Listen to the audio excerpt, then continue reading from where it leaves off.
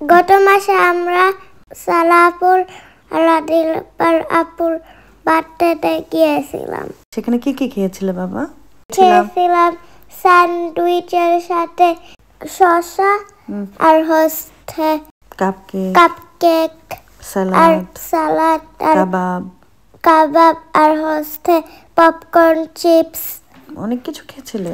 হ্যাঁ, এই যে চিপস ছিল, পপকর্ন ছিল, আর জাফা ছিল আর কোক ছিল। ইয়াফার কোকও ছিল? হ্যাঁ। তারপরে তোমার কাছে সব খাবার ভালো লেগেছে? হ্যাঁ, আর শসাও ছিল। আচ্ছা, এই কেকগুলো জানো একটা আন্টি বানিয়েছে, অনেক টেস্টি হয়েছিল, তাই না? আর মিহান গিয়ে কি করলো? মিহান হচ্ছে রাস্তায় ঘুমিয়ে গেল, আমরা নামাতে চাইলাম, মিহান নামছিল না, তারপরে ঢং করছিল শুয়ে শুয়ে। আর আমরা তারপরে প্লেটে সব খাবার নিয়ে খেলাম, তাই না? হ্যাঁ, আর স্প্রিংকলস ছিল কাপকেকে। ও, কাপকেকের উপর আবার স্প্রিংকলসও ছিল।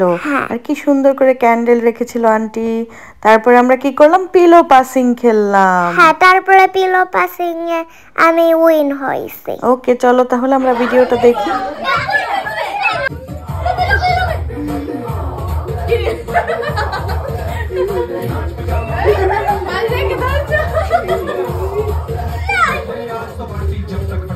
আমার বাবা পিলো পাসিং খেলছে।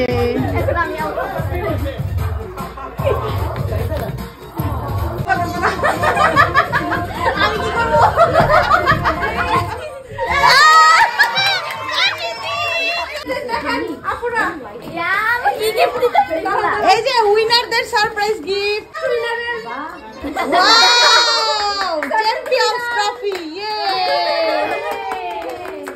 হ্যাপি। আমরা বড়রাও পিলো পাসিং খেলেছিলাম, সেখানে আমি প্রথম দিকেই বাদ পড়লাম আর আমার ছেলে ফার্স্ট হয়ে গেল।